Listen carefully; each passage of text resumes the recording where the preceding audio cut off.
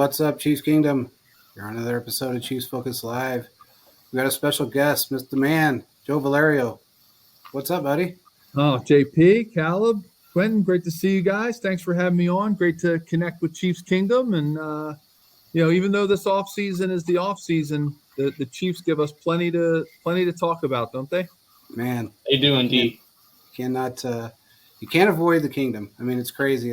Everything that's going on with this team, and now that the whole D-Hop talk, and then going to the seeing the president and doing everything that they've done here recently has been great. Scott said, "Welcome, Joe." Scott's one of our longtime listeners.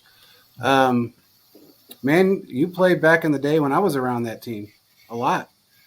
You were time flies when you're having fun. I mean, I can't believe I'm watching the draft this year, and it was 32 years since I was drafted back in 1991, and I don't know where the time goes, but obviously it leaves you with a lot of great memories, and Chiefs Kingdom was amazing, and I always say, and not just because we're talking and we're getting here in front of Chiefs Kingdom, but if my wife and I didn't grow up literally 10 minutes from each other and we went to high school together, we had triplets in tow when we left Kansas City, we absolutely would have stayed in Kansas City. Like it was a dream place to live, to be a part of the Chiefs family. And there was just a lot of factors that brought us back to Philadelphia. But I'll tell you, they were 6 of the best years of our lives. And my wife taught school out there. She was teaching elementary school in Blue Valley School District in Overland Park. And I was doing the stuff with Lenny the Cool on Channel 9. I was filling in for him. That's right. Doing the 6 and the 10 fill-in anchor spots. We had the radio show on KCFX. I mean, we had an awesome thing going, and I really do appreciate the support of all the Kansas City fans and the people of Kansas City. It was an amazing community to be a part of. Yeah, it's crazy to think about all those times back in the day. We had Tim on a while back, Tim Grunhart, and I've known Tim forever, and we just started talking about the old times with Dave Craig and everybody that was on the team at the time, and the stuff, some of the stuff that we had seen, and we talked about the first time I'd ever seen Christian Okoye, come out on the practice field, and I didn't know it was him, and I was sitting next to Derek, and I said, "Who the hell is that?" Yeah, and he said, "That's Christian." And I said, "The guy that ran the 4.58." He said, "Yeah, it is." Think about it, JP. Think about it. I came out of the Ivy League, right? So I played at Penn. Yeah. And Christian Okoye was bigger than any defensive player that I ever blocked in college, and he was our tailback at 6'3", 265, 270 pounds. So think about that. Think about my perspective of wait a minute, give me the ball and let me run behind him. I got to block for this guy. Like, wait a minute, no, he should be blocking for me. Exactly. That was a big step up for me. And I'll tell you, speaking of Tim, what an amazing mentor he was for me. I mean, if it weren't for guys like Tim and Dave Zott and all the great guys who were paving the way before, I mean, I know I wouldn't have lasted as long as I did. They just were great mentors. They brought, they brought the rookies along. It was an incredibly encouraging and just an environment that was supportive of each other. And Marty had set a culture, and the Hunt family had set a culture. Along obviously with Carl Peterson of camaraderie and being all in the boat together, rowing in the same direction. And I just, I can't say enough good things about Tim and what he did for me in my career and his friendship and what he's also, and staying in the community, right. And being part of the fabric of Kansas City. He's an amazing person, and he's got a wonderful family. And it's been such a pleasure staying in touch with him over the years and, being teammates for life with that guy. Yeah. He just wrote a book, actually. And, it was fantastic. I had a chance to write a blurb about it and worked with his editors a little bit on it. And awesome.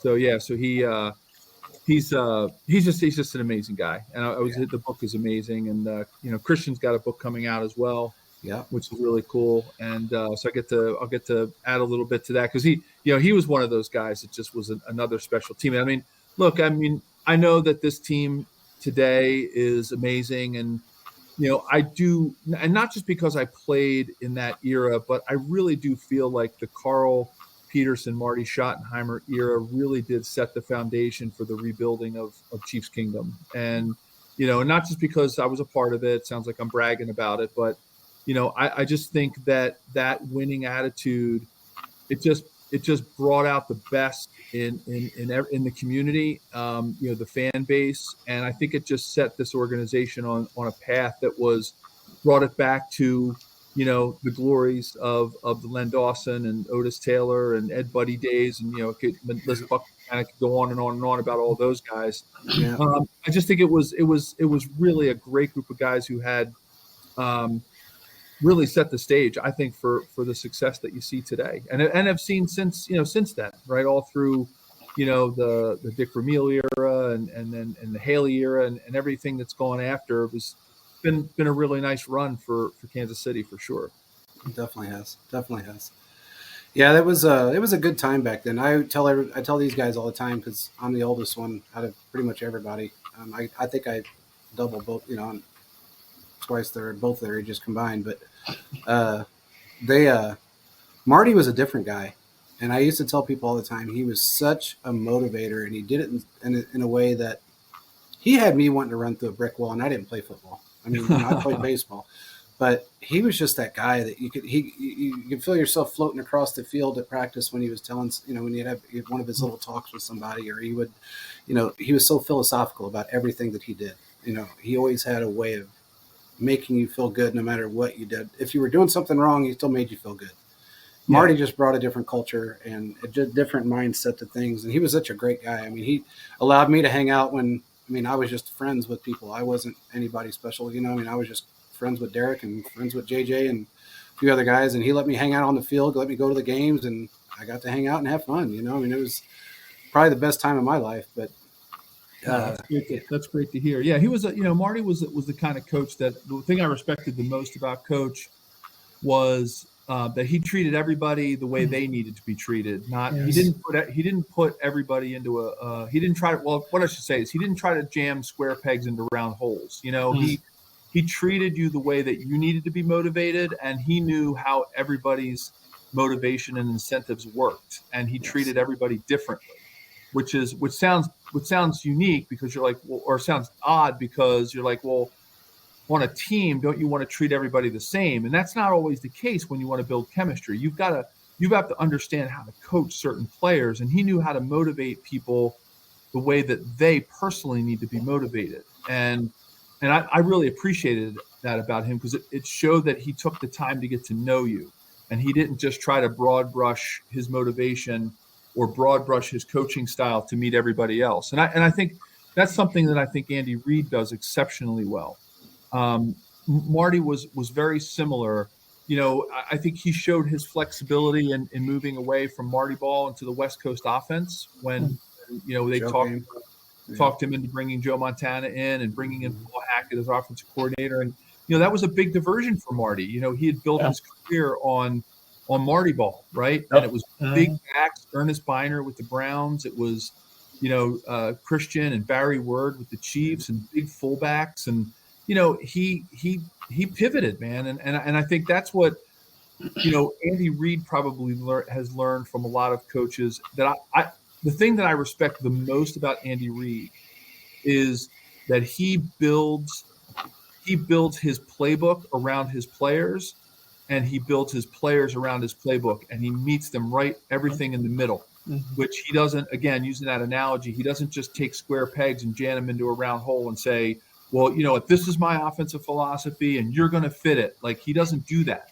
He sees the players' skills, their abilities, their strengths, their weaknesses. He tweaks the playbook to meet that, but he also is able to take a playbook and match it to his players, as well as matching his players to a playbook. And I think that's kind of, I believe, the secret sauce of why there's been this sustained success. Even when he was in Philadelphia, he did the same things when he was in Philadelphia. The fans booed him when he drafted Donovan McNabb, and I think people were like, oh, how's he going to get this guy?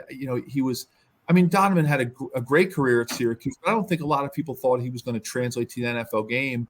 But, he goes to NFC Championship. They go to a Super Bowl. He has multiple winning seasons, championship, NFC East Championship. So he started doing that when he was in Philadelphia as a younger coach. And then I think he's kind of continued to hone that skill of really getting to know his players, their talents, and making his playbook work for them and making the players work for the playbook. We've made that analogy before about what, in fact, JJ and I he comes on the show a couple times a year, and we had talked about how Marty and Andy are similar in so many ways. And, what you're saying about treating players differently. And he knows everybody. He knew everybody's personalities. And that was something that is kind of unheard of when it comes to a head coach in the NFL. Most head coaches, it's like you said, it's my way or the highway type of thing. If you don't like it, too bad. This is how you're going to do it. Christian was a great example of that. I mean, I watched Christian get so upset in practice, especially the time he ran over JJ. That was scared the hell out of me. But Christian, he flat out said he hated football. He hated it because he wasn't the guy that wanted to really hurt people. He didn't enjoy hurting people. He didn't understand it that well when he first got, especially to the Chiefs. And Marty he didn't make him understand it. He helped him understand it. And he just knew how to motivate people in their own specific ways. And I thought that was great. I loved Marty. He was a great guy. So Christian didn't just hurt defensive players. He also hurt offensive players too. Absolutely. We used to wear Christian pads on our triceps because when he would get going downhill, he didn't care if he had a red jersey on, a blue jersey, whatever. He was running you over. Like he had his one cut, and then once he made his cut and he was going downhill, man, I can't tell you how many times I got lambasted in the back by Christian, like coming and just busting through a hole, and he took the whole pile with him. He was like he was amazing at just getting his forward momentum going. So yeah, he was quite the spectacle. And I mean, I don't know, Caleb and Quentin, I don't know if you guys are Tecmo Bowl fans or if you've ever seen some of the YouTube videos of him. I know JP probably has, where he would just, if you got to be the Chiefs with Christian and Tecmo Bowl, I guess it was on the Nintendo game system. Yeah, it was Nintendo 64, if I remember right. You were winning because Christian would just start running and rampaging over everybody, and he would just you could run him around the field. It's kind of like Bo Jackson was the same way on Tecmo Bowl. But Christian was a special guy, and I think he's also been another guy that's really stayed close to the community and done some great things after football. Yeah, we talked about Christian in that time. He got really upset.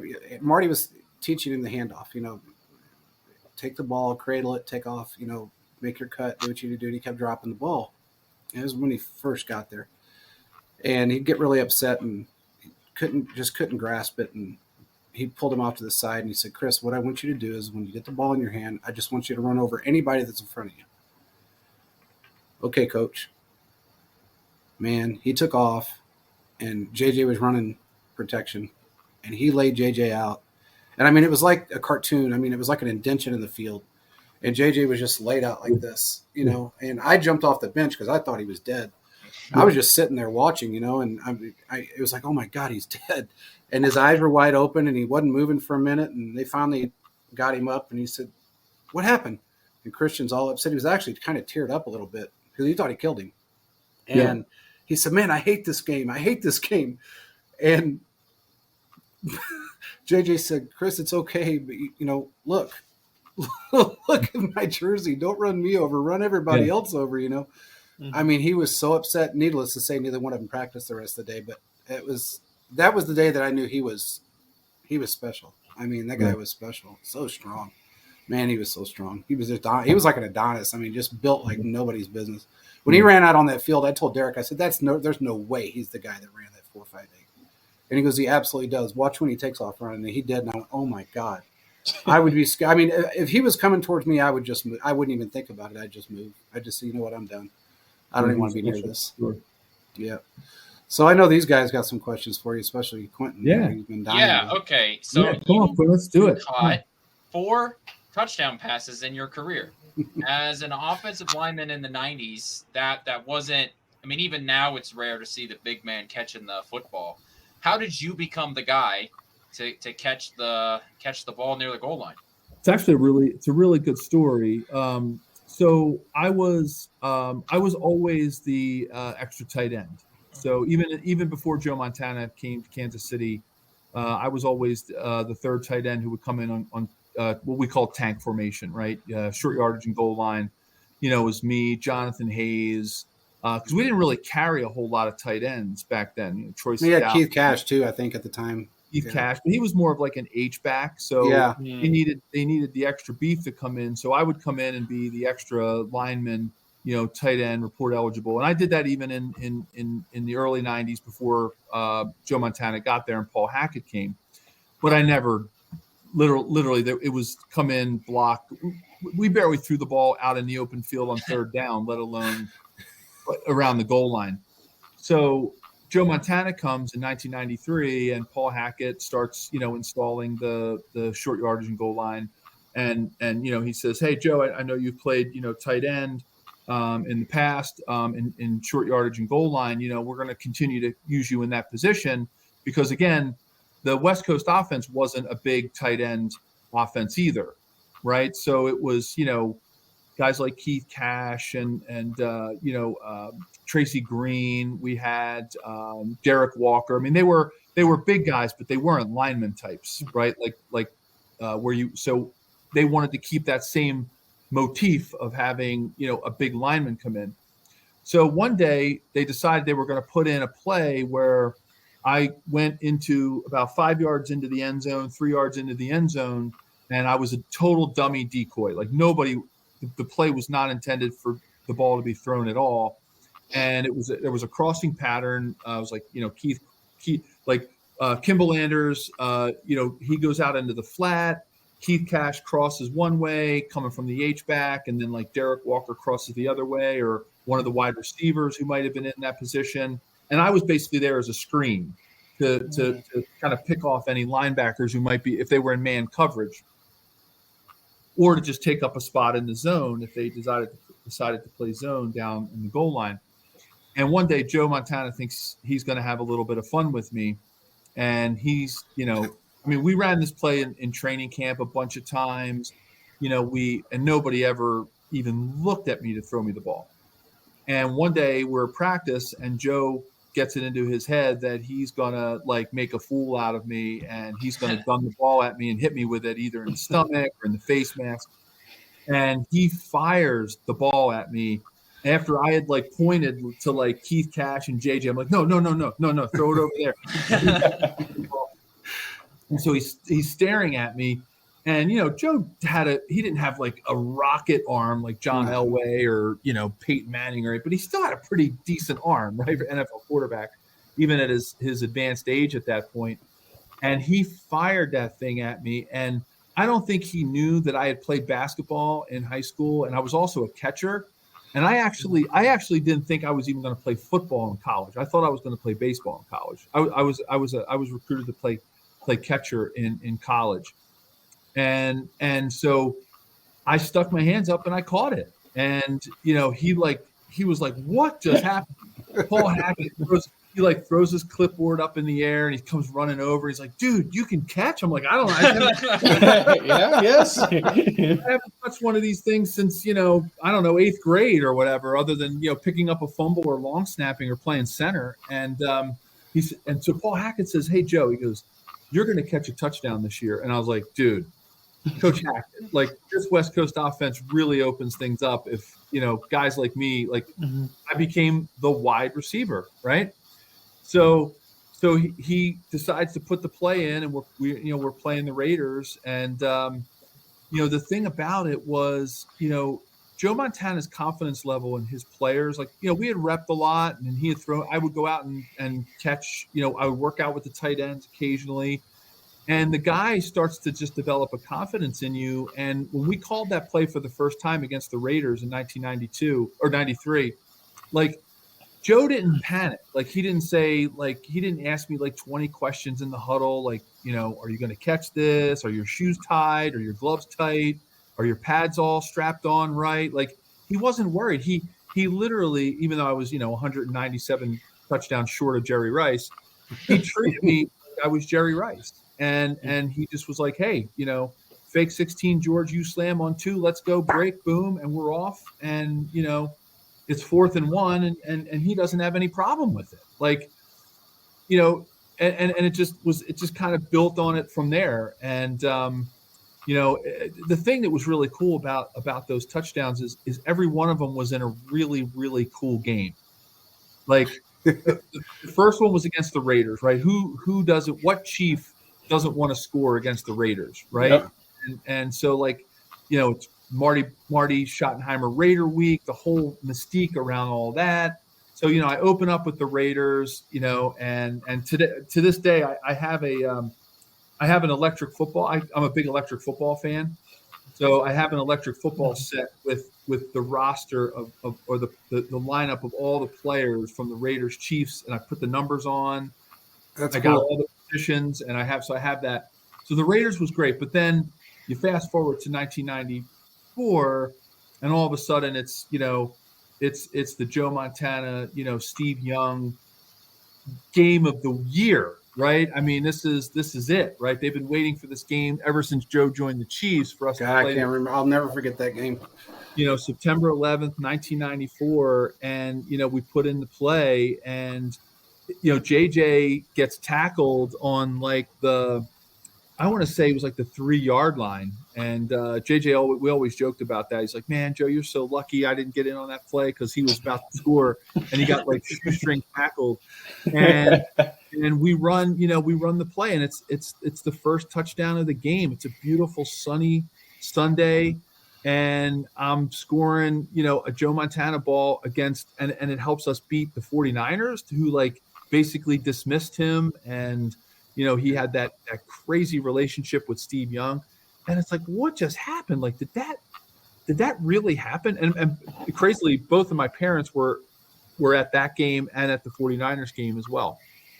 And then you get to the Monday night game, right? The Elway shootout in 1994 gets rated as like one of the best Monday night games of all time. And, in the third quarter, I scored. Now that one was not a designated play. I was like the 5th receiver on that play. It just happened to be that Kimball fell out of the backfield. Keith Cash got held up at the line, and Derek Walker, just as Joe was looking at him, ran right in front of the umpire. So Joe lost sight of him, and he panicked, and he looked at me, and I was standing out in space, and I was 4 yards from the goal line, and he throws me a perfect strike, and I had to actually over my shoulder, and I embarrassingly, I panicked and I dove in from the 4-yard line. I remembers that. I kind of remember that because I didn't know what to do. I didn't know what to do with the ball. I was like, I was afraid I was going to get hit. I didn't know where. I had no field awareness, right? As a lineman, I'm used to operating in a 7-foot box, right? Yeah. And all of a sudden, I dive in, and oh my God, it was so crazy. And then, of course, the Cardinals game where I scored, that was also the same game with the Steve Bono crazy 76-yard touchdown run, right, which for the longest time was the longest run by a quarterback in NFL history. He was supposed to throw me the ball, but Buddy Ryan sent all 11 guys in to tackle Marcus, and I think he threw a couple of referees and some fans in there too. Sounds like And Steve just started running, and I started sprinting, and I was beating him in a foot race, and he's yelling at me. He's like, "Joe, stop! You're beating me in the race."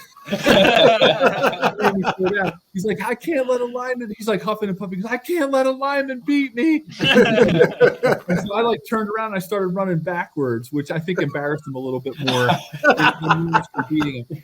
So, we still laugh about that when I talk to Steve. And then I ended up scoring later in that game. And the reason that game was really special was that, that was where we were knock on wood, we were supposed to have gone to play in the Super Bowl, right? Like that was supposed to be the Super Bowl was in Arizona that year. And we were kind of thinking, this was where we were going to meet the Cowboys. And, unfortunately it didn't work out. But so they were 4 really, really special plays and games, and it was really fun to hear myself call for something other than 73 holding, 73 face pass. It was really nice to actually hear my name called for doing something good. But we we had a lot of fun with it. I treated a lot of dinners. It cost me a lot of fines in our fine board in the offensive line room.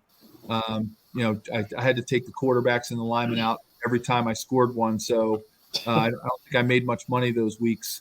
It was a lot of fun. And thanks for asking about that. Yeah, well, you had 100%, catch percentage. So you got hands. You got hands. Listen, I was Chris Carter before Chris Carter was Chris Carter. There we go. You only score touchdowns, baby. So but yeah, I had two kickoff returns too. I was multi-talented. I had 2 kickoff returns for 15 yards. I was one of the tight ends on kickoff return, and twice they fired the ball right at me, hoping I'd fumble it. But so I gained 15 yards on kickoff returns. Hey, listen, I was no Tamarick Vanover or Dante Hall or anything, but I do have some returns under my belt as well. But a lot of fun memories. And well, your agility numbers were high. That's what I remember. Your combine agility numbers were very high, and that was pretty amazing for somebody on the offensive line to have agility numbers as high as I think you were at 81. Yeah, well, that was just that's a testament to, I think, playing multiple sports. Yeah. Through high school, I actually one year I played 4 sports during the school year. I actually threw the shot put in winter track while I was playing basketball. And I would play basketball all week, and then on Saturday mornings I would go throw the shot put in indoor meets. And then I was doing basketball. I wrestled up until 10th grade. I played baseball my whole life. I thought baseball, like I said, was what I was going to do in college. So, I think it was that, and and I had to do something coming out of the Ivy League. It was, it was an interesting transition. I was blocking Biff McNutty from Harvard, and then I was going against Howie Long and Reggie White. Yeah, that's fair.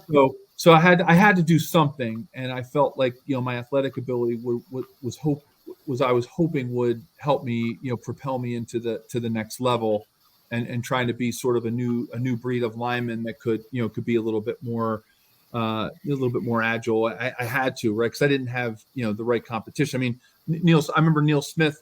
One time we were Penn had a really good basketball team in 1994, and they actually had two guys that played in the NBA. They had Matt Maloney, who played for years. He used to feed Charles Barkley with the Suns, and we had Jerome Allen, who had a long NBA and international career.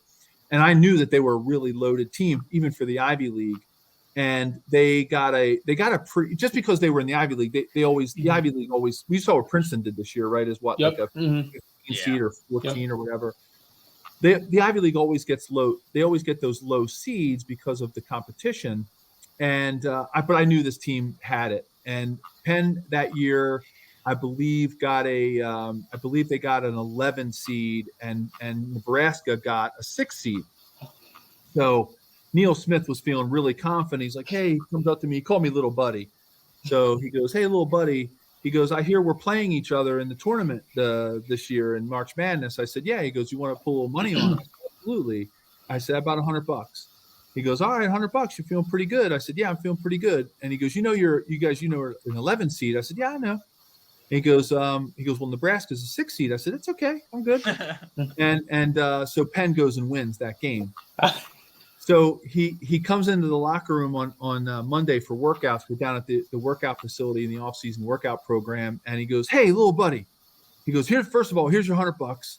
And he goes, second of all, what the hell's a Quaker? That sounds like Neil. What do you mean, what's a Quaker? I said, it's the guy on the oatmeal box, Quaker Oats. I said, they're a peace-loving, settlers in the Philadelphia area, back in the 1600s. And he goes, I thought you went to Penn State. And I said, no, Neil, I went to the University of Pennsylvania. I didn't go to Penn State. I said, I would have liked to play for Joe Paterno, but I didn't. And so, yeah, we laughed about that for a really long time. But yeah, so it was an interesting transition coming out of the Ivy League, and Tim and I still joke about that because he swears to this day that I said that in my opening interview, I got interviewed by Conrad Dobler right after the draft at Lynn Dickey's Sports Bar in Westport, and I wanted to at least show some confidence, right? And during the interview, I had said, well, listen, Conrad, he goes, because Conrad basically asked me, he's like, do you think you can play at this level, having gone to the University of Pennsylvania? And I said, well, I think I can hold my own. I said, in the East-West Shrine game, I got to play against guys from Penn State, Notre Dame, and Michigan, and Oklahoma. And I said, I think, I think I can do it. I held my own, and I think I'll be okay. It's going to take me some time to transition. So Timmy, to this day, he and Dave Zott to this day still swear that I said that Penn could have beaten Penn State and Notre Dame in football. Oh. Tim, you took it completely out of context. Completely out of context. I said Penn State and Notre Dame would have beaten Penn 100-0 if we played each other. I said, stop with this shenanigans. But so we still laugh about that. He still swears that I said that Penn could have beaten Penn State and Notre Dame in football. But anyway, it's 30 plus years later, and he still thinks I would say something like that. Yeah, that sounds exactly like something Neil would do. Neil was funny. Neil was a funny guy. People didn't realize how funny he actually was, but he was just like he was almost a prankster to a degree. He would. Oh God, he used to throw those smell bombs. He used to break those smell bombs that and he would throw them in the trash can right as he was leaving the meeting room. And boy, Marty used to get really mad. One of my favorite Neil stories was he loved to play trick. So we're going over the dress code. Okay, so Marty was a stickler on the rules and the dress code, and at the beginning of every training camp, he would always go through the 10 major rules that we had. Curfew, blah blah blah. You got to do this, and he said on the plane when we travel, you can't wear shorts, and you have to wear a collared shirt.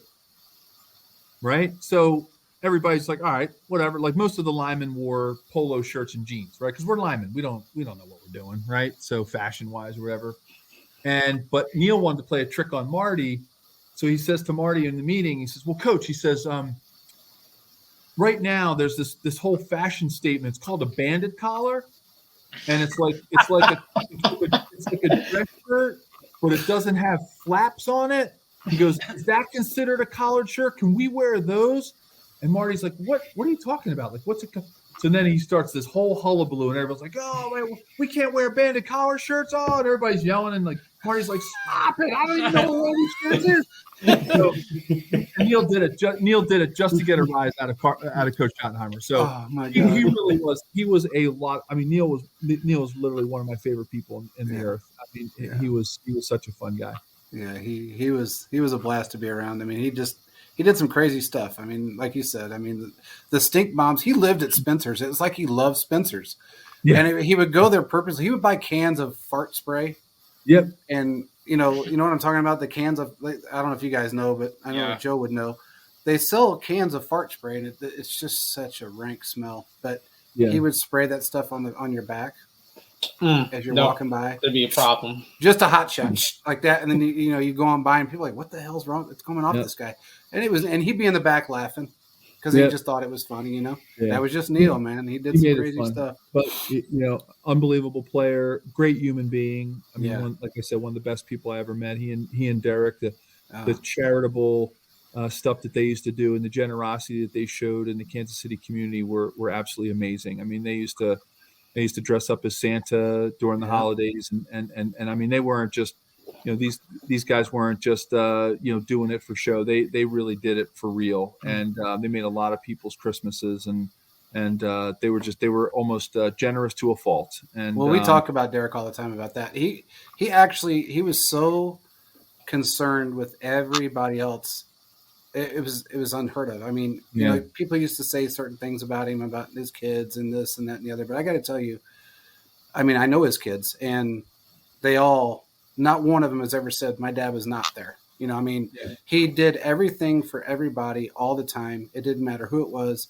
In fact, I'll tell you, we went to lunch one day, and we were driving along in his convertible Mercedes, and he had his Alabama hat on, and I said, next time you go down there, give me one of those hats. I like that hat. Okay, we got back to his house. He goes into the kitchen. First, he turns on Bruce Lee. which that was his favorite thing because that was his whole thing that was his workout was Bruce Lee, his technique workout, And he turns on Bruce Lee and he walks into the kitchen and he comes back out and he throws me this hat and he didn't have a hat on. And I said, "You had another one?" He goes, "No, that's mine." And I said, "What?" He goes, "That's the first one I ever got at Alabama." No. And I said, "You got to be kidding me." I said, "You don't have to give me that." Well, here it is. And he signed it in a pen, signed it with a pen. I mean, you can barely see it, but that's beautiful. I mean, it's old. I mean, it's still got his sweat marks in it, but that's the first hat he ever got from. That's from awesome, JP. Yeah, he's such a nice guy, man. We were there. We were talking about it. We were there one day. It was New Year's Eve, and these Boy Scouts would come knocking on the door, and they didn't know it was his house. And I lived 4 doors from him. That's how we actually realized we realized it in the locker room one day. But I was there, and he knocked on the door, and he opened the door, and they were like, "Oh my God, this is Derek Thomas." They didn't know what to do. And they were just like stuttering. They were flipped out.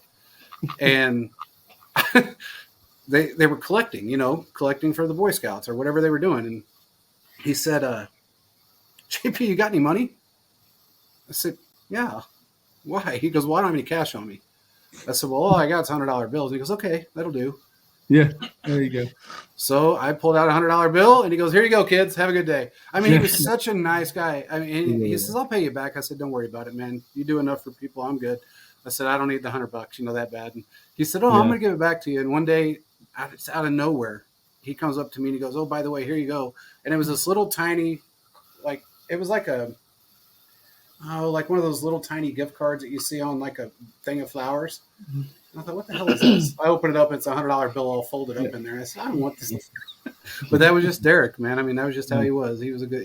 We had his oldest son on a while back. Oh, that's awesome. Darius. Do you think those kids were surprised when they saw him? Imagine what my eyes were when I had to go against him one-on-one. My first, he was my first one-on-one pass protection as a professional athlete, as a professional football player, and live, because we did some stuff at minicamp, but it was nothing live like training camp. And he lined up, and John Alt, who was our starting left tackle, obviously he held out of camp, and then Derek Graham, who was our backup left tackle, was hurt. So I go into training camp as the air quote starting left tackle, like I'm the starting left tackle as a rookie from Penn, right? But so I got to go against him every day, and that first one-on-one pass protection, I went against him in training camp. I said to myself, all right, well, I'm going to try to use my Penn education here. And I started pulling out like scientific equations, and I was like, all right, like force equals mass times acceleration. I'm like, all right, so I've got the mass because I was bigger than Derek, and so I had the F part of the equation. Then I went to the A part of the equation, and I was like, he's kind of got me on that. I'm running. They clocked me on a calendar when I run the 40, and they clock him on a stopwatch. And so I said to myself, what I'm going to do is I'm going to use my mass, and I'm going to go out and just attack him and get on top of him and keep him from using his speed. Well, when he saw my feet come together, because when you hustle out there too fast and you don't use the right technique and you lose your base, my feet came together, and he saw that happen, and he turned on a dime, and he ran 2 feet through me. He just didn't run over me. He like walked over my chest, knocked me down. He tapped the dummy quarterback that we had, back there at 7 yards during the one-on-one pass protection. And, he put his hand out, lifted me up, and said, "Welcome to the NFL, Rook." But what he did, though, over the course of that training camp is every time I would go against him, he'd say what I did well and what I could do better. And he was like having a coach on the field. And again, he's another one of those guys like Grunny. If not for Derek Thomas and that rookie, I don't think I would have made it 2 years in the NFL, because he was the guy that every day was like, "Joey V," that's what he called me, Joey V. He's like, "Joey V, you got it, man. That right hand, you really did a good job, and you locked me out." He goes, "Keep doing that." Or, "Hey, make sure you drag your left foot. You're kicking it back too slow," or whatever. He always had something positive to say and coach to try to make his teammates better. And that's what I really loved about Derek, as being an unbelievable human being. As a football player and a leader, he was the guy that was always out there trying to make his teammates better, but in a constructive, positive way. Not not to show you he was the best, but to help you become better. And I really respected him for that. And he was inclusive. He was all inclusive. Mm-hmm. I remember, he invited every guy on the team to his birthday party, and Hank Williams Jr.'s there, and all these celebrities and people hanging out, and it just was like everybody treated him like he was just Derek from the neighborhood, and the guy was amazing, amazing, amazing, amazing. Every time he'd see, a spouse or a significant other, he'd greet them by name, and he knew my wife Jennifer's name, and he'd always ask her how she was doing when he'd see her out at dinner or at a party or something. And he just he was really, really special person.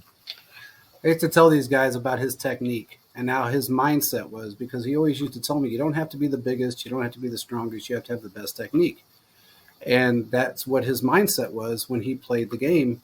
And people, a lot of times if you don't know football, you don't understand what that means. But his technique was unparalleled because of the way he was able to hone in on it. He honed in on the technique more than he did the strength and the power and the, everything else. In fact, a lot of people called him lazy because he didn't want to work out all the time. It was one of those things he didn't specifically like to do, was sit in the gym for 8 hours a day. And I asked him one time at his house, I said, how come you don't work out a lot? He goes, why, do you think I need to? And I said, no, not what I'm saying. I said, do you think you might be a little bit, you're already great, but do you think it would help your game at all? And he said, I tried that down at Alabama. He said, I worked out 4 days a week, and come Saturday, I was so stiff I didn't feel like I could play as well. Yeah. He said, so I slowed down on the working out. I still do the cardio. I still do all that. I do some weights. But he said, when it comes down to it, he said, I'm better when I'm flexible and I can make the moves that I need to make. And I think that's what made him, that and his determination to just be the best. He was a perfectionist when it came to he really was. And he was a tactician, and he was like a surgeon. He was very skillful with his moves, and it was amazing, getting to go against him, every day. He definitely made anybody he went against better, and in a really good way. Not that he was going to try to show you up. He just wanted to make you better, so that, when you were, if you could block him decently in practice, there wasn't really anybody else. I think that's block. Not all. He and John used to get into some great battles, and that's why John was so good. And there was nobody that John couldn't block if he could handle Derek Thomas. So it was really really special, having him around. Yeah. What do you guys got? I know Quentin's got some questions. Oh yeah, I got one. Go ahead, Quentin. Go ahead. Just kind of looking at the NFL. Obviously, you had a good career, and we've seen how things progress and change. What would you think is kind of the biggest change you see from back then when you played in the 90s versus today? Like, what do you think is like the biggest change that has completely made football what it is today compared to back then? Two positions, Caleb. Great question. Two positions: the tight end position and the defensive tackle position. Okay. I think those are, because if you look at the game really, at most of the positions hasn't really changed, right? You look at your successful quarterbacks. They all have strong arms. So I would probably throw quarterback in at the third, but definitely far behind, because I think while Patrick Mahomes is magical in what he does with his body, he's still a quarterback, and I think he because he's got a great arm, he's got great field vision, he's got happy feet, and he's not a whole lot different than what Joe Montana was like, or a John Elway, somebody who could move around the pocket and gain some yards if he had to, or and throw strikes where they had to. But so everybody kind of like focuses on the quarterback position, but for me, it's the evolution of the tight end position and what that has done for the game of football. Because when you go back to the 80s, 90s, and even to a certain degree the early 2000s, tight ends were really an extension of the offensive line.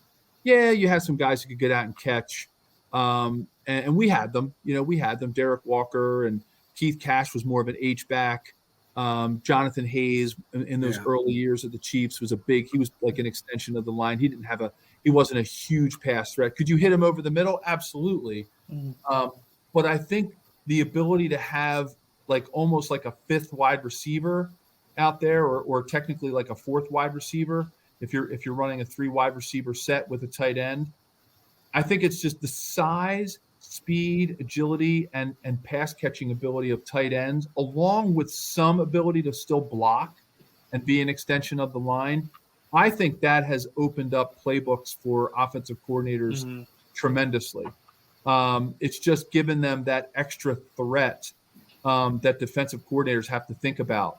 And it just the amount of route progressions that you can do now with a tight end like a Travis Kelce, or that you could do with like Tom Brady had with Gronkowski. I mean, those big, strong, basically they're like big giant wide receivers, right? And with almost the same speed, right? Like they're not that much slower than like Kittle, is not that much slower. Travis Kelce's not that much slower than a solid B to B plus or A minus wide receiver. Of course, you get into the speed demons, like the Tyreek Hills and whatever. Of course, they're going to have just a speed that's off the charts.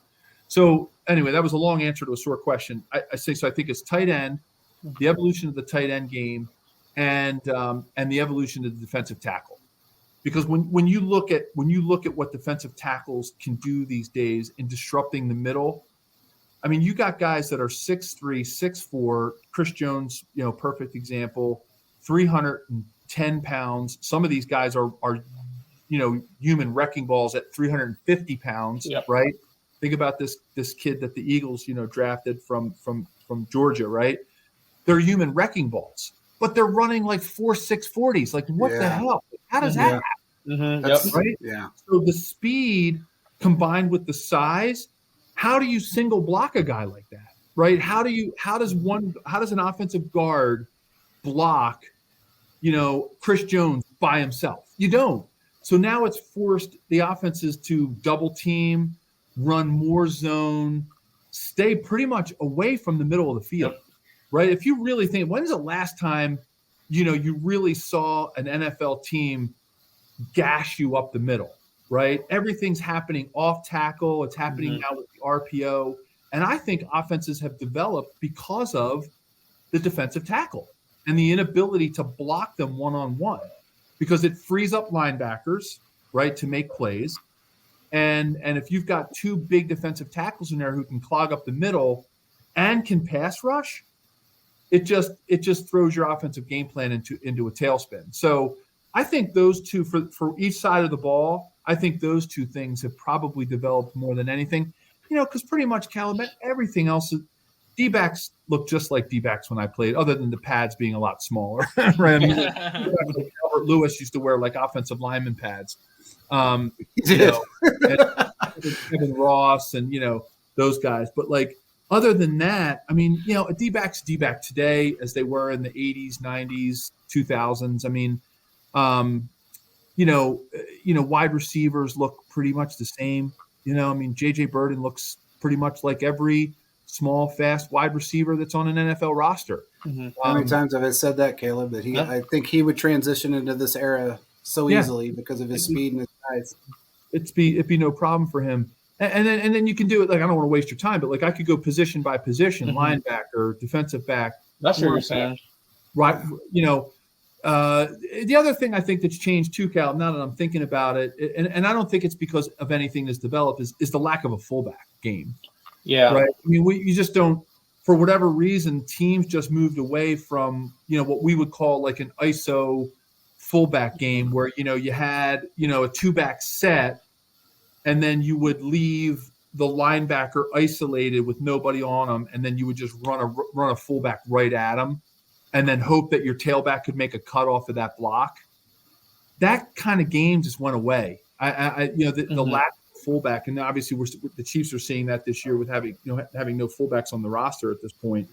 It'll be interesting to see if they continue to go down, but you just don't see a fullback game anymore either. Because I remember, and I'm going to interrupt you. I mean, I remember kind of watching football throughout the years, and that's kind of one thing. There's no fullback, but to kind of see the progression going from that hard nosed grind offense to like the spread with all these different things. I mean, no wonder a JJ Bird can come in and do well because it fits the skill set. I think that's one of the things that you're saying when Andy Reid's done a good job is just making sure let's get the player that's going to fit the system. We're not going to draft the person just because, they're in the next big thing. Do they fit the system? Right. And that's kind of one thing because, I mean, with Kelsey, like you were saying, I mean, he can do all those things and he can block. I mean, you probably saw the national pundits for a while were saying that Kelsey wasn't great because he couldn't block him. He's shown he can knock over a Von Miller or just all these different things. So it just kind of shows you kind of over time what not subtraction, but kind of going away for certain positions, but also altering and changing some things. It kind of shows just kind of how the game has changed from multiple different areas. Because that we're seeing obviously scoring is up. But it's interesting to see the chess matches between the offensive coordinator and defensive coordinator. You can do one thing one week, but the next week it may get you have to change it up. So, I mean, it's great to see how not one answer works as a whole, but you can find different pieces that can help. Plus a little bit of luck too. Yeah, no, you're spot on. And nobody, and I think there's some safety issues too with the old fullback ISO game. People don't want to be having guys run into guys, at 30 miles an hour, 6, 7, 10, 20 plays a game. It's just, I think the game is much safer this way. And I think it's actually more exciting.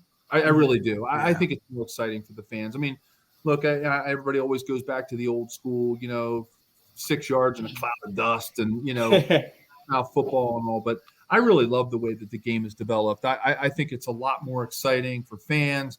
I think it's more exciting for players. It allows you to showcase some talent. And, if you're going to be, if you're going to spend, between tailgating and post tailgating and the game, if you're going to spend 6 or 7 or 8 hours invested in a day, who wants to watch, a team run the ball up the middle 30 times a game? Right. I mean, God, that's what we lived with, Joe.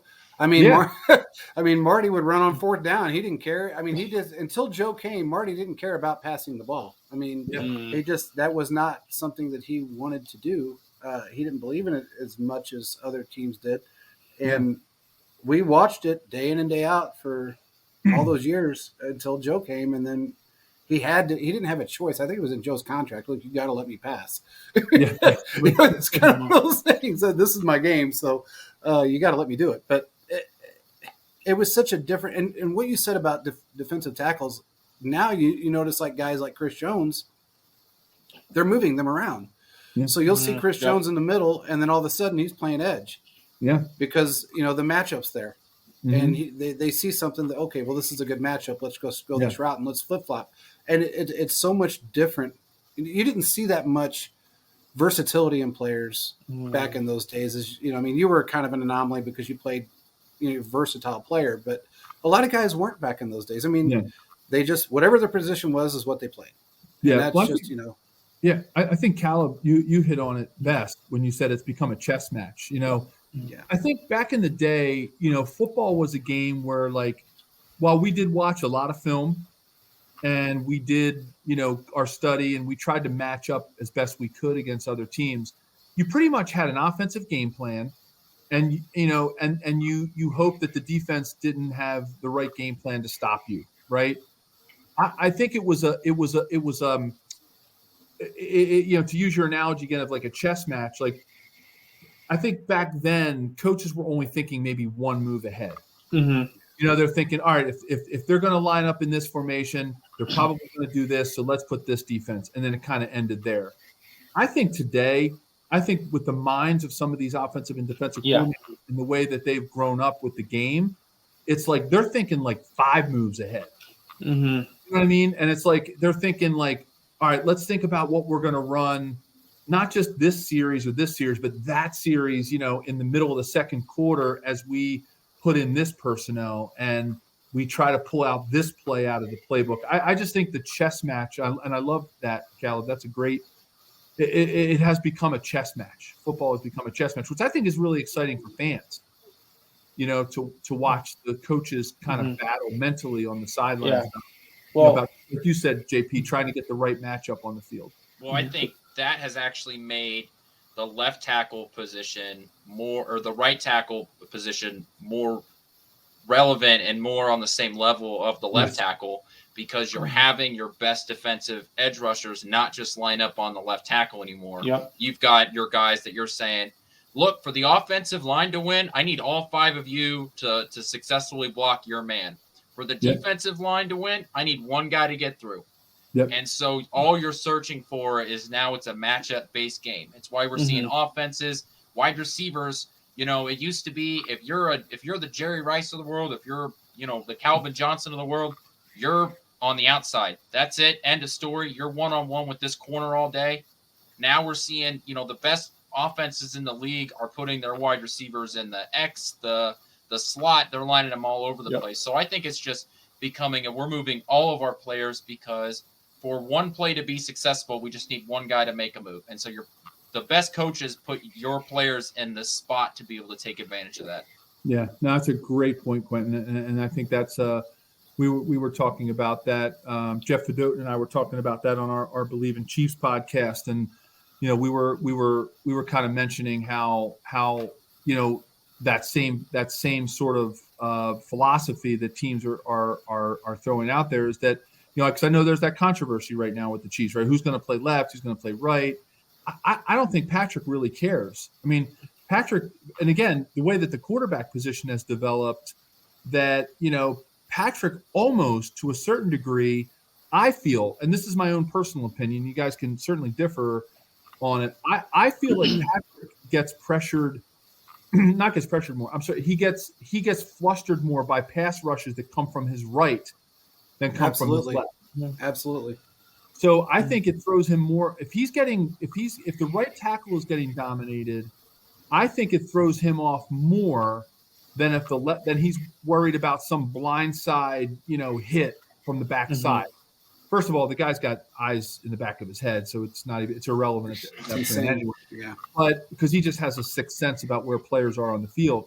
But I do mean that I think he would rather his right tackle be stronger, because you always see him kind of drifting a little bit to his right, because that's just where he likes to go. And he likes to kind of creep up into the pocket onto his right side, or the right side of the line.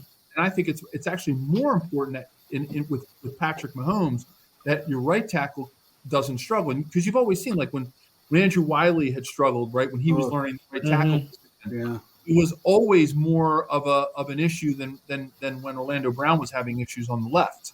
Yes.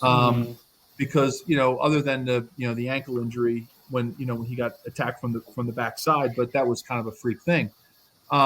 It's a great point. It's totally changed the game. It's changed the way where you position players, and just like almost like everybody on the field has to be equal at this point. So. Yeah. Well, yeah, and you bring up a great point, because Wiley did struggle a lot up until really the Super Bowl. I mean, he was responsible for the most pressures, the most sacks on Mahomes. Out of the 26 sacks that that he had, I believe he was responsible solo for 9 of them, and then he was a part of 13 total. And the pressure rate, it was just way up there. Now, Orlando Brown had his own pressure rate, but he only allowed 4 sacks. Yeah. But that's because Mahomes was elusive enough to be able to get out, and he also had McKinnon helping him block.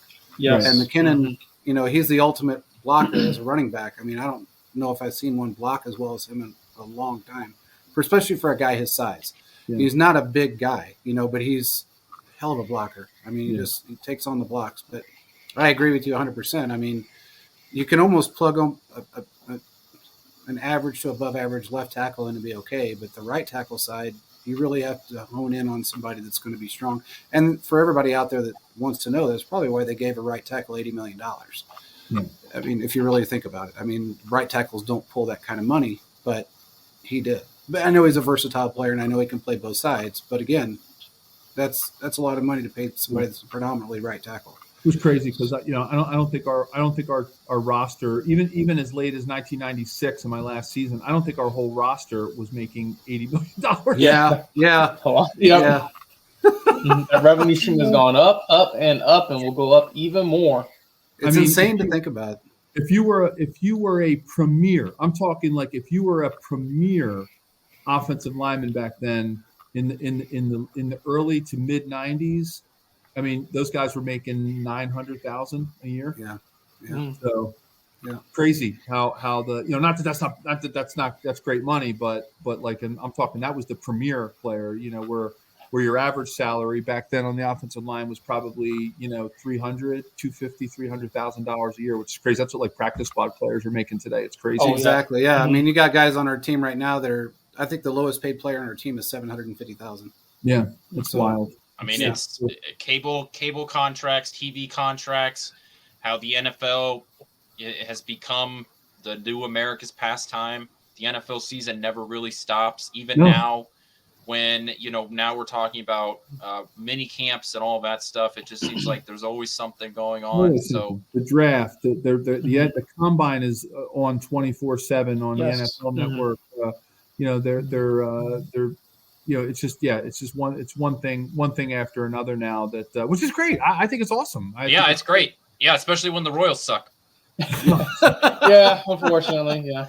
The Royals have been pretty bad. But this is a positive podcast, so I have one sort of technical question for you. We talk about how the offensive line needs time to gel, and Kansas City, this is sort of the second rebuilding of the offensive line during the Mahomes era. So can you just explain, when we say the offensive line to gel, could you just go through what that means? And then how long do you think it really takes for an offensive line to work together? Is it one training camp? Is it through a couple of games through the season? Is it a whole season? So what are your thoughts on that? That's a good question. Well, number one, I have a tagline, and I believe Tony Romo stole this line from me because I swear I was the first one that said this. I said that September is the new training camp. And he pulled that line out during a broadcast. So I'm like, God, if I just would have like trademarked that or something. But Tony's going to steal it. That's just Tony.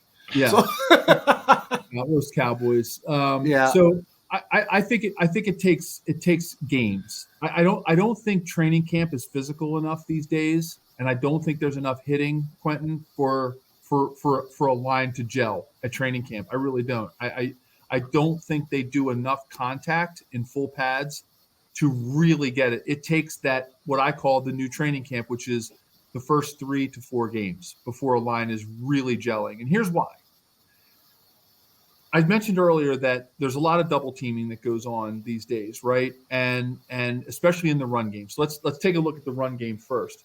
In the run game, everything is a zone block, right? Everything is a double team. It's either the tackle and the guard working together on the outside, or it's the center and guard working together on the inside.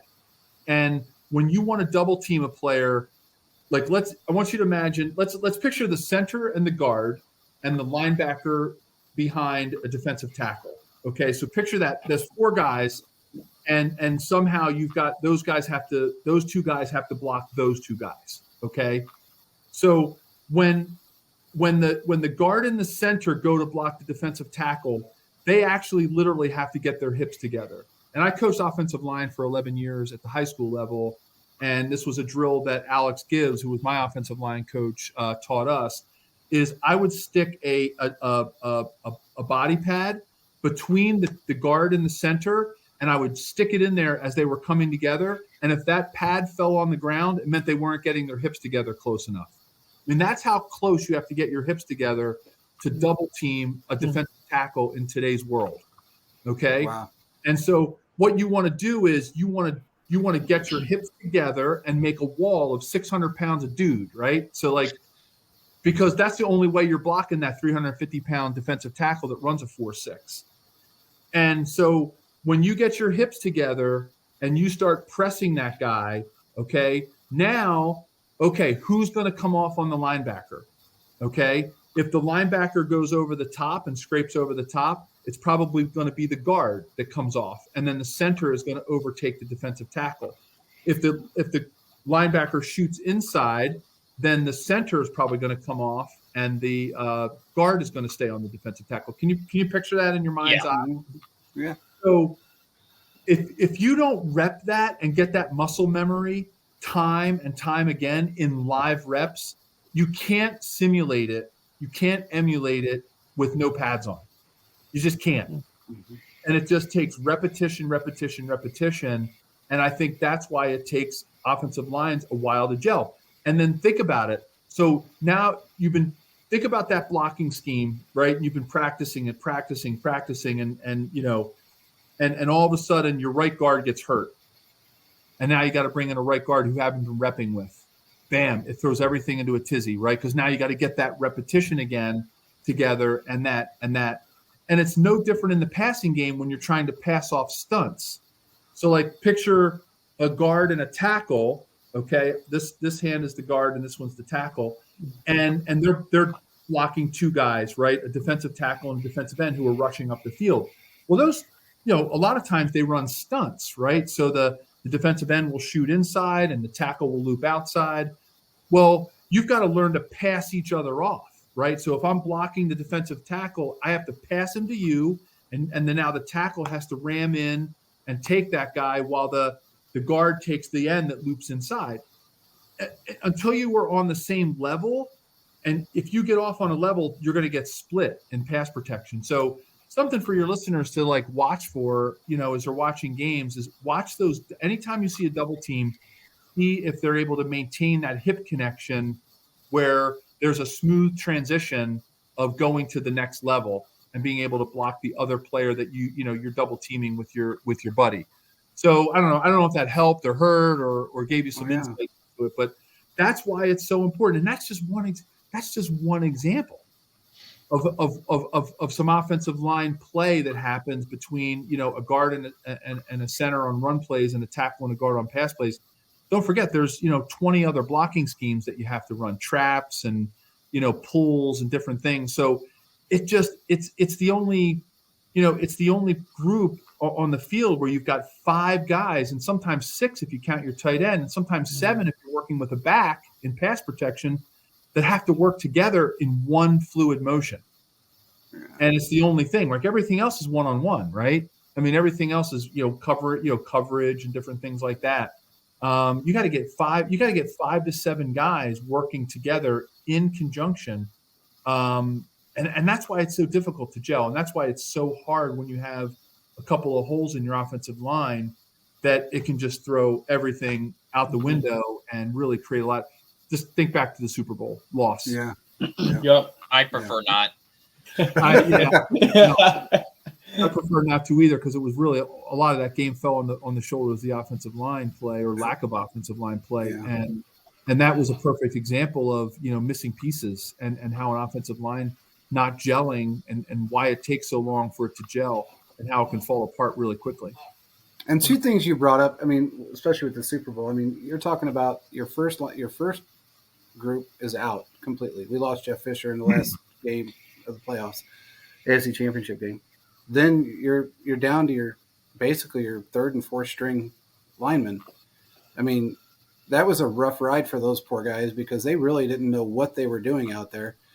They had a really hard time. Again, they didn't gel. They didn't have time to gel. And then, of course, when that happens and it seems like it, which you haven't seen out of the Mahomes era yet, where he gets defeated. He feels defeated. But by halftime, he felt defeated because, people were dropping the balls. I mean, he was vertical and he's throwing a Greatest pass. incomplete pass in Super Bowl history. Yes. Yeah. I mean, he just throws an amazing pass and it's dropped. And, that would have never happened in the past.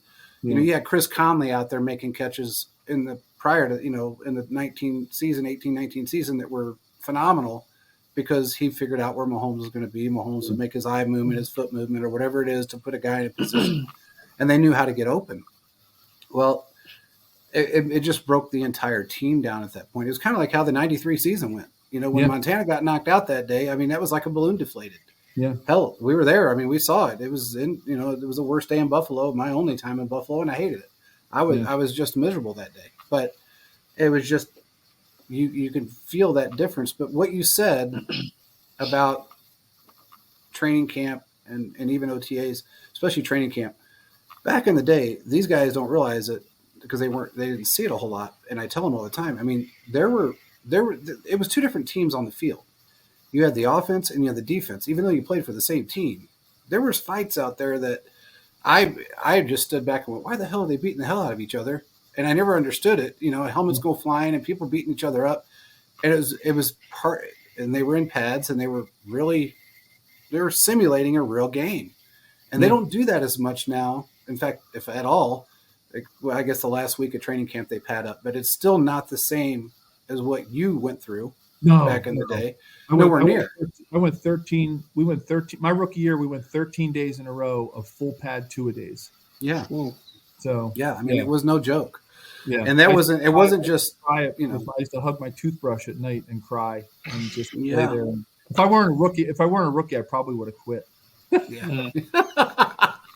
Well, it was, it wasn't easy back then. And I tell people all the time that ask me, because they knew I was around the game, and I'd say, man, I'm telling you, this is not the same game today as it was 30 years ago.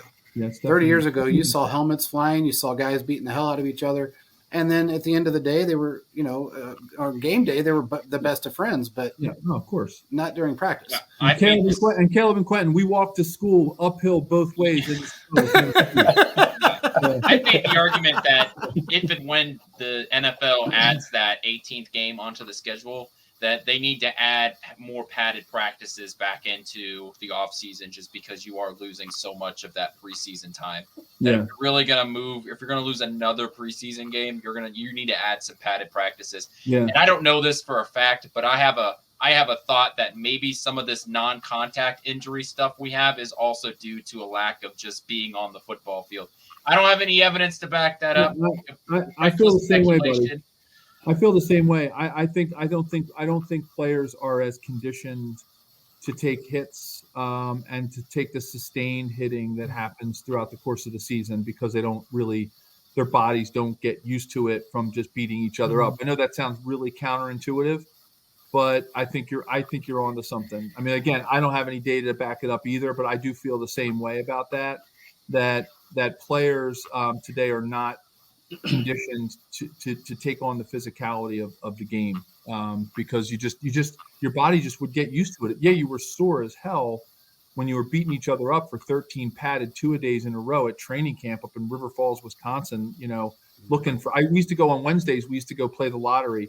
We'd all go play the Powerball, and we would always hope and like we would all be standing in line, and we'd all be saying how fast we would hand our playbooks in if we hit the and I remember, I'll never forget Coach Schottenheimer. I think it was Coach Schottenheimer, and I think it was Coach Stock, who was our special teams coach. I'm pretty sure it was Coach Stock. They drove by one day and they were going to get lunch or something, and we were all up at Wednesday during our break. We only had like a limited time between practices, and everybody's standing in line at this like tobacco store in River Falls, Wisconsin, and he's like, what are these guys doing? Like, why are they not at the dorm sleeping? And what are you doing? Like, we fed you. What are you waiting for, lunch or something? And everybody's like, no, we're playing the lotto because we can't wait to win, and so we can walk out of camp. So that's how hard it was. That's how hard camp. You're ready to give it up. Yeah. But it was definitely worth it once you broke camp, and the Hunt family would have a big seafood festival for us. So that was always fun. I think I gained like 5 pounds that night. You guys deserve everybody so great back then. I mean, well, they still do, but man, I remember it was insane to see some of the things that, hell, I mean, the lunches that they fed and this feast that everybody got, it was insane. I mean, you'd walk in there and it was like walking into a buffet in Vegas. It was just, everything was there for you. You had whatever you wanted. We were talking about this one day. I can't remember what team is it, Quentin? There are a few teams now that make you buy your own lunch. The Cardinals during the off season, you have to pay for food. Wow, that's crazy. I mean, I know the Eagles. I have a friend who's a dietitian with the Eagles, and man, they've got it good. Like, those guys don't cook anything. They have their own personal recipes for smoothies, and they have nutritionists always on site. They have chefs on site. They have cooks on site that they're constantly feeding them, and they have each player has their own diet. They all have their own based on their metabolic sort of measurables or whatever. Like, they get a certain smoothie that's like geared to them, like that has all the right ingredients based on their body composition and their dietary restrictions and everything. It's pretty wild. Wild. The only salary cap in the NFL is on your players, and everywhere else you can get an advantage, whether that's spending more money on your coaching staff or more on your facilities. Anywhere else you can get that advantage, I think that, if you're an owner who truly just wants to win, then that's where you should be spending your money. Totally. And also keep your players healthy. I mean, that's a huge thing. I mean, you see teams all the time that struggle with that. I mean, the Giants are one of those teams that struggle with their medical staff and how they take care of their players. We saw it with for sure. Tony, as a matter of fact. I mean, the soft tissue injuries and everything that he went through. He comes to Kansas City, he has one injury, which was an ankle, and it was a tweak. Yeah. And then he had a muscle tightness, calf tightness, but he didn't have any more of those soft tissue injuries. And I think a lot of that has to do with how your team's medical staff is set up, how you're treating your players. If you want them to last and you want them to perform, you have to treat them right, and I think that's the one thing. I remember going into the locker room one time, and I don't know, I think it was pretty close to Thanksgiving. And you remember the big table in the middle of the locker, that great big giant table that sat there? It was full of everything: turkey, mashed potatoes. I mean, there must have been 8 turkeys sitting on this table, and mashed potatoes and all this food. And I'm thinking, who the hell is going to eat all of this food? And I asked Derek, I said, what's this about? And he goes, we're going to eat that. And I said, why? You got a game. Yeah. And he goes, I mean, you're supposed to eat all that before a game? Yeah. And he goes, it was about 5 hours before a game. And because I think it was a Sunday afternoon or Sunday night game. And he said, well, yeah. And I said, that's insane. How the hell are you going to be able to play? Yeah. And he said, oh, we'll be fine. Yeah. And I mean, I watched guys, Dan didn't stop eating. That man just ate. Insane. Why would he there was a wonderful lady who used to throw me a bag of cookies going into the locker room at halftime. I'd always eat chocolate chip cookies at halftime. So as we were going into the tunnel. So yeah, we weren't really thinking about our diet back then. We were just trying to bring calories into our bodies. Today it's so much more prescriptive, and these guys are machines today. They're just literally they're just human machines. Yeah. Pretty insane to think about. I got one last question. Okay. I think it's a softball.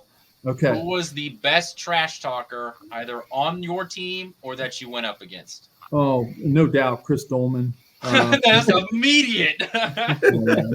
We were playing him on Sunday Night Football, and I was playing, and I played the whole game against him, and I'll never forget, after he got me for his first sack, he asked me, he said, hey, Joe, he goes, he was from York, Pennsylvania. So, and he went to Pitt. So he knew the area.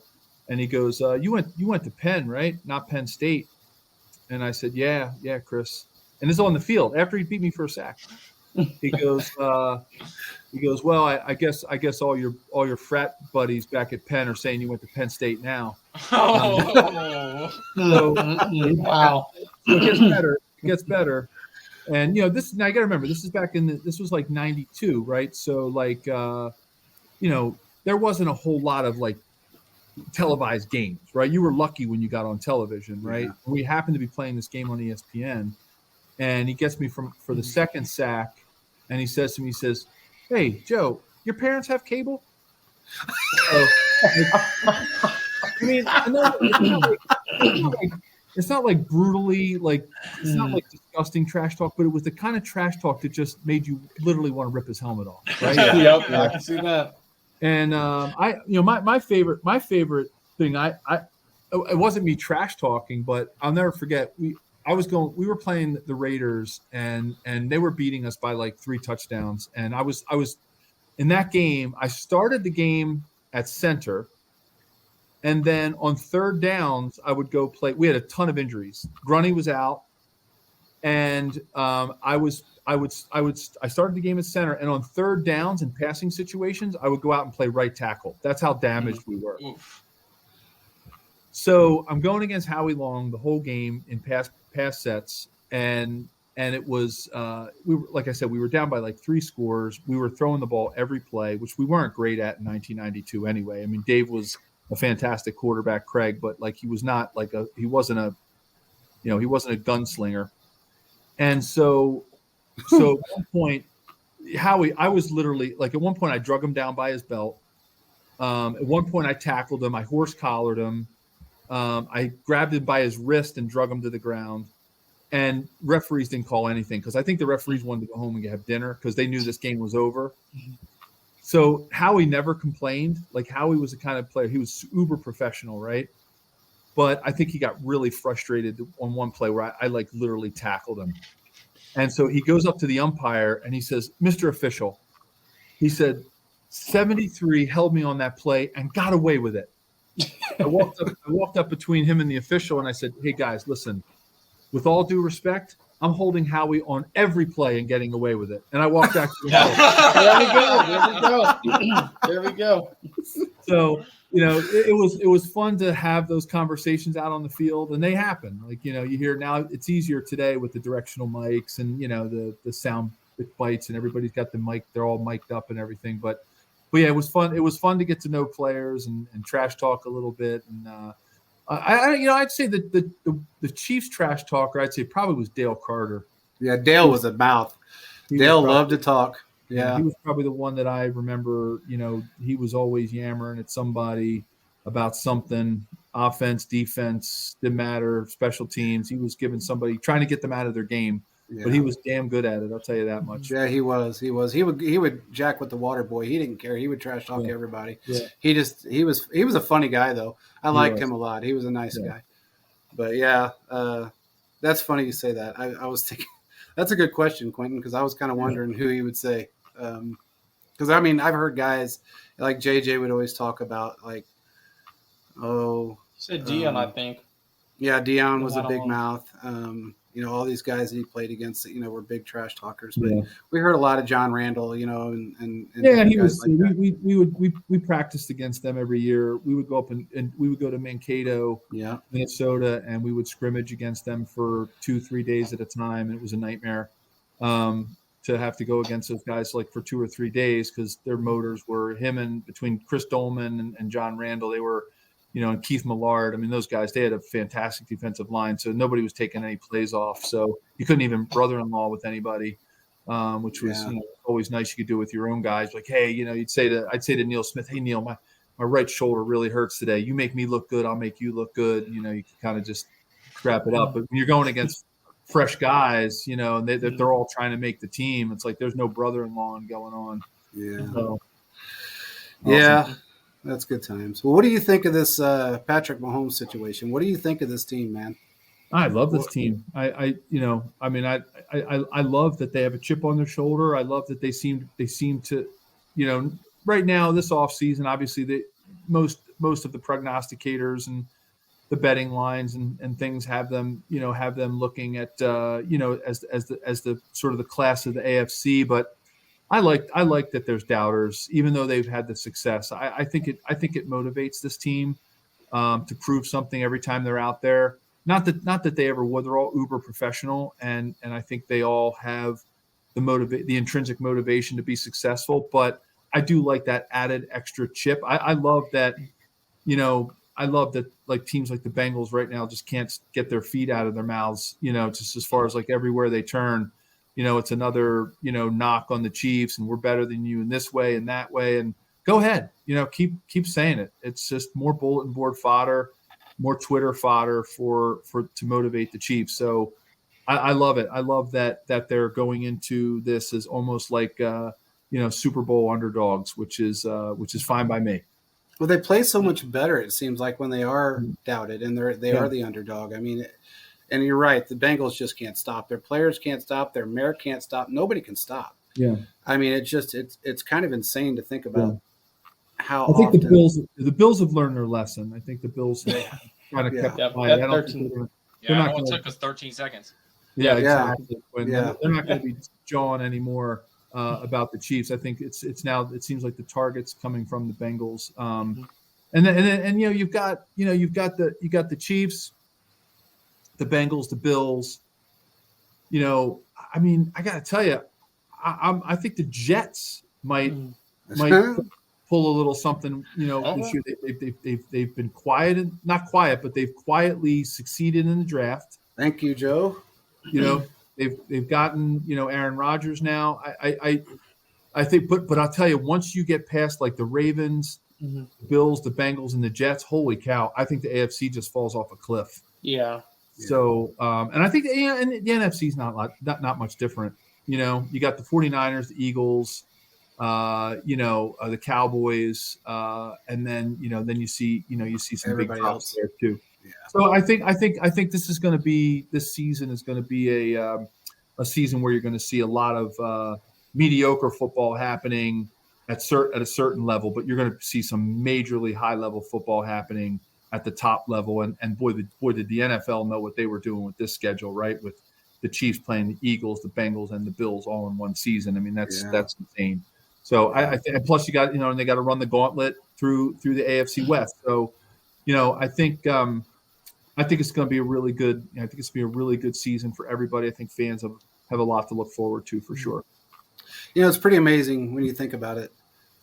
No matter how bad the AFC West is, it's always been difficult because it's a divisional rival. I understand we play everybody twice a year and all that, but it just seems like no matter how bad a team is, I mean, the Raiders have come close a couple of times. I mean, the Chargers have always been tough for us. So it's weird how that plays out. And I know that people think that they know our tendencies and things of that nature, but they really don't. Yeah. I mean, because especially with Andy Reid, he's always got something different up his sleeve. And when you've got Mahomes, everything's different. Now you've got a group of now non-rookies, but second-year guys that came – I mean, they came in 11th overall in defense. Yeah. Who would have ever thought that, when we had some of the stars that we had 2 years ago that couldn't break 27th overall. Mm-hmm. Yeah. But I think it's just it's one of those seasons that it's a make or break for the Chiefs in a lot of ways because they did bring in some new talent. They've got more talent that they're bringing in. There's a lot of guys that were doubted in the draft, like Rashee Rice. Everybody was upset about that. I like him. I think he's going to be a surprising player for a lot of people, and I think Tony is too.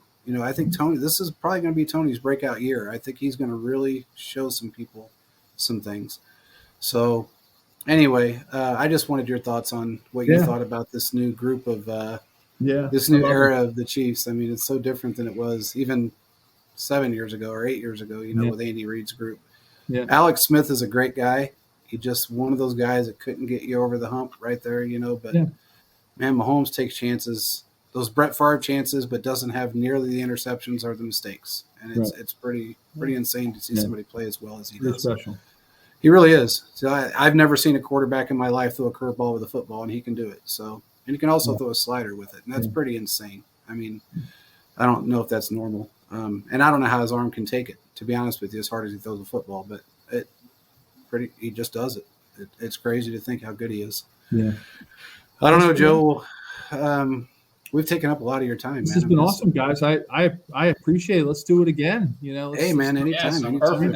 This was a lot of fun. Come on. Yeah, definitely. We got more stories in the Arsenal shootout. Oh man, awesome. Yeah, that's for sure. We could go on for 5 hours like that. Questions. Yeah, sounds good, Quentin. I love it. Well, if coming out of that beard of knowledge, definitely. Yeah, there we go. For the record, I did not come up with that nickname.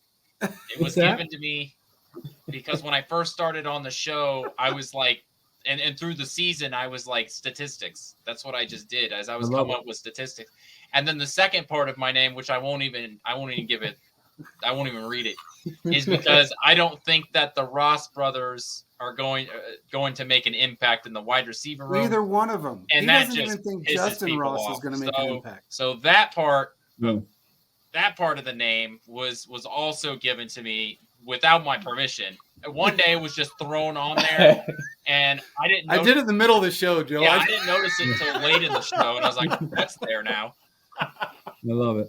Well, you got to have fun. Joe, question. Let's clear this up really quick. Just a quick question before we go, and this is for Quentin's sake.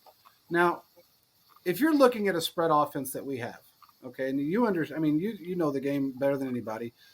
We're a true spread offense. We can hit 10 guys in one game. Okay, I mean, it doesn't matter who it may be.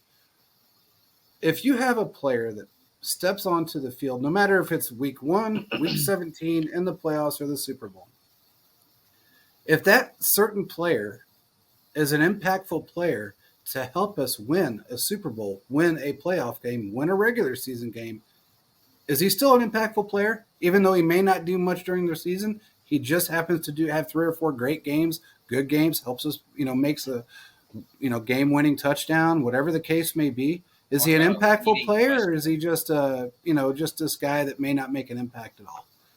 How would you look at that?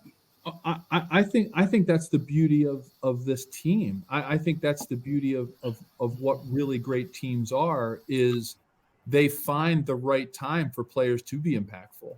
And I think that's what makes this magic for the for the Chiefs. I think to a certain degree, and I can say this because they're in the NFC and we actually won in the Super Bowl, and we won't see each other again until next year. But I think the Eagles have done very similar things. It wasn't always one guy, for the Eagles. It's not always one guy for the Chiefs. I mean, yeah, the way that Patrick goes, sometimes the team goes, but they've also been able to do things without Patrick at times too, right? Where he hasn't been playing as well. And I think that's a testament to this team being a team. And I think that's what makes them really special, that you don't have week in and week out, just because you're not doing it week in and week out doesn't mean you're not an amazing player and that you can't be an impactful player. McKinnon's, I think, a perfect example. He's a huge. I was so disappointed to think that they might not keep him. And because I think, and everybody said, well, he's not really an impact player. I'm like, yes, he is. He's an impact player, but he doesn't have the stats of a Derrick Henry or, some unbelievable, running back that, gets all pro honors. But he fits this offense perfectly. And he fits it when he needs to fit it, and he fits it when Andy Reid needs him to fit it. So no, I'm with you that I think in an organization like this, everybody can be a star in this offense. It's just a matter of when your number gets called. Thank you very much. I needed to hear that. That was just a little validation. Receiving option on this roster, and if you end the season with 130 yards, I just don't know if I can say that you've been an impactful player. I mean, But it depends on the play. It depends on the play, Quinn. It depends on when it happens. I mean, exactly. I think about, like that punt return in the Super Bowl, right? Like, who would have thought, right? We were struggling, and that one, that was almost like a game changer, that one play. I think you'd have to look at the plays that they're making too. I do agree with you, Quinn. It's not, but if you had those kind of stats, but they were 130 yards that meant something at the right time, when they were needed. It's kind of like, really, if you think about it, defensively, sacks are that way, right? Players can go games without a sack. Man, you make the right sack at the right time, and you force a fumble on, 3rd and long when you need to get the ball back, and you strip the ball out of the quarterback's hand. You might not do anything for the rest of the season, but that's an impactful play, which in turn kind of makes you an impactful player. You could split words and kind of. Yeah, I just, if you're the 8th receiving option on this team, and like we're having Chiefs fans do this thing where every offseason we seem to gravitate towards one player that's the next coming of, pick your superstar player, and then they don't end up doing anything. And I just feel like that's the hype we're building up for either Ross. And so I'm just not falling into it. I'm not doing it. He's going to have to prove, a guy that has significant injury history his entire career, hasn't done anything since he played at Clemson. And so he has to prove it to me. I'm not giving him the benefit of the doubt. Well, that's the fans doing it, right? I mean, the Chiefs haven't said anything about it yet. They're going to. Their Twitter videos are saying everything. Well, yeah. Yeah, they love him. I mean, Mahomes has had nothing but good things to say about him as well. You better look good in shorts and a t-shirt. That's my other thing. I'm tired of people showing me these videos of Ross jumping around in shorts and a t-shirt, and I'm like, you better be, because if you can't outrun a corner in shorts and a t-shirt, we got bigger problems. Yeah. Now I know why you added that extra moniker there. Yeah. His name. Yeah, But that's good look, stuff. No, you gotta have, hey, iron sharpens iron, buddy. So keep it Exactly. That's it. Absolutely, Joe. Yeah, you gotta love I love the differences of opinions and everything. But this Yeah. has been great, guys. Thank you so It much. has been. Joe, thanks for coming on. Anytime, Yeah. please come back on. I mean, Yeah, we'd love to have you definitely, back definitely. on. This is a lot of Your fun. insight's Quentin, amazing. Caleb, JP, great time, great questions, a lot of fun. Really enjoyed it.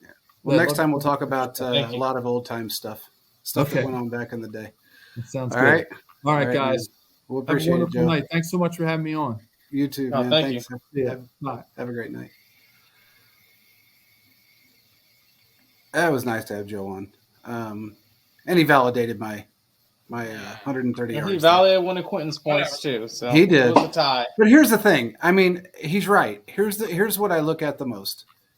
If those 130 yards are impactful in some way during a game that helps us win a game, they were an impactful player. Yeah, if you end the year with 180 yards, but they were both 90-yard touchdown returns, sure. But I just don't think that that's going to happen. And so you can call me the doubter, or you can call me a realist, or you can tell me I'm right, this time next year. Either way works. Well, we'll see what happens. We'll see what happens week 17, week 18, week 19, whatever it goes to, week 20, which I think that's what's going to happen anyway. But, yeah, it's crazy to think, every time I talk to somebody that played in those days, it just brings back memories that I forget about. Things that I forget about that went on, Well, there's so many of them just like tucked away that you gotta flash them up. You do. I mean, it's crazy. Youngins, here we don't got that problem. Hey man, I mean, it was crazy times back in those days. I mean, like I said, those guys did, and Joe's right. I mean, players today don't do what they used to do in training camp. I mean, man, they beat the shit out of each other with helmets. That's the reason why the NFLPA changed the rules, and why over the last couple of contract negotiations, it's been a lot about reducing the limit. We talk. NBA has that problem right now, right, where we're talking about them limiting their play on the field, on the court, and so the NFL had already solved that problem with a lot of the off-season programming. But yeah, I'd like to have Joe back on. There's a couple of things that I didn't get to, some more funny kind of questions and some other serious ones. I'm happy he took the time to answer some of my serious and funny questions. Talking to people about their life experiences, especially in a world that I will never be a part of. I will never be a professional athlete. Shocker alert. I will never be a professional athlete. So in order to, unless I don't know, what's that Olympic sport they do where they shove the rock across the ice and it's like, oh, you want to play bocce ball? Curling. Oh, curling. Okay. Curling, that still might be in my future. I haven't hit my midlife crisis yet where, me and my buddies decide to, go throw some rocks on some ice yet. I haven't reached that point. So I won't close that door all the way. Well, that's okay, Quentin. I mean, you talk a good game about football, and that's all that really matters. So as long as you know the game, what's the difference? I mean, honestly, we really appreciate Joe for coming on. Again, this show was sponsored by Foco Sports. Make sure you go on and check out all of their licensed NFL gear. If you have any questions, comments, anything, please like and subscribe. And we will get back to you on the comments as soon as we can. We will talk to you again Thursday. And we'll have a whole different show. Quentin's got a whole lineup set up for us. So I do. Yeah, that'll be fun. It's going to be fun. It's going to be fun. And we may have somebody on. And he may enjoy the lineup that you have. So we're going to work on that. I'm going to talk to you guys about it and see what you think. But with that being said, we appreciate everybody for coming and listening to us rant. And we appreciate Joe for being on. We will talk to you guys again on Thursday. Peace out, everybody.